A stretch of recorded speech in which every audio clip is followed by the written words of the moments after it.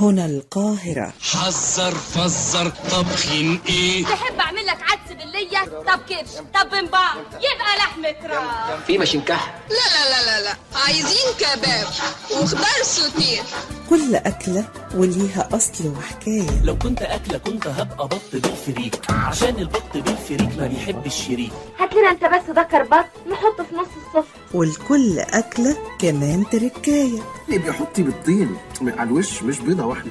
والأصل مصري عنده السر في الخلطة. مستعد أعمل لك طبق فول مدمس أطعم وألذ من ديك رومي. أصل الأكلة مع خبيرة التغذية الدكتورة منال عز الدين. دي وجبة متكاملة فيها كل العناصر الغذائية. والشيف مريم زرن. ما تنساش الصلاة طاق. أمان.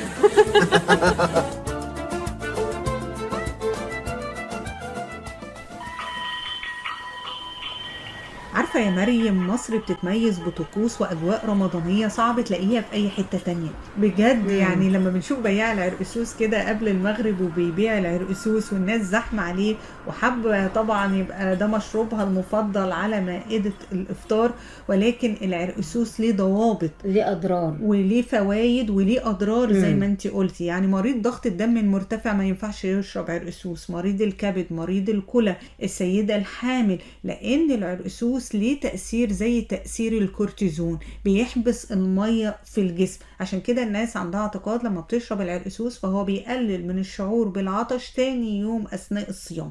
هو العرقسوس بيتميز ان هو غني بالمعادن وبالفيتامينات، محلى طبيعيا، يعني سبحان الله ما بنحتاجش إضافة سكر ليه خالص. بالظبط كده، لأن الحلاوة اللي فيه حلاوة ربانية. وعلى فكرة العرقسوس من أيام الفراعنة، وده لقيناه موجود في كتير من وصفاتهم الطبية، لأنه كمان مفيد جدا في علاج الجهاز التنفسي.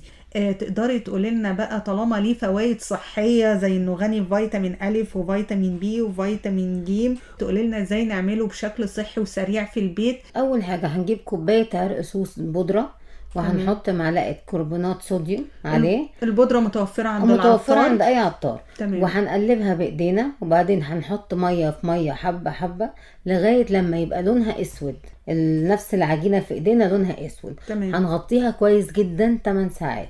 بعد كده هنشيلها زي ما هي ونلفها في قطعة قماش قطن. في ناس بتحط في شاش، بس الشاش بينزل برضو منه شوائب كتير.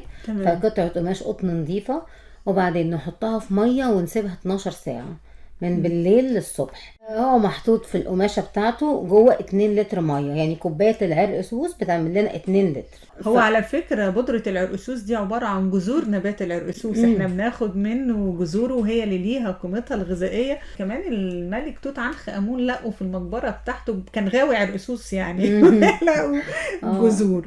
انتي بتقولي هننقعها في مية؟ هننقعه في المية 2 لتر مية. اول ما هنسيبها من 8 ل 12 ساعة هنلاقي لونها بقى اسود، لون العرقسوس. لو عايزين بقى رغوة زي بتاعة الراجل بالظبط، هننقلها 3 مرات إناء لإناء لإناء. أول ما هنيجي هنصبها هنلاقيها عملت رغاوي كتير على الوش، ومفيش أي إضافة لأي نوع من السكريات أو المحليات. أي سكريات، هي طعمها محلى أصلا. عرقسوس شفاه وخمير.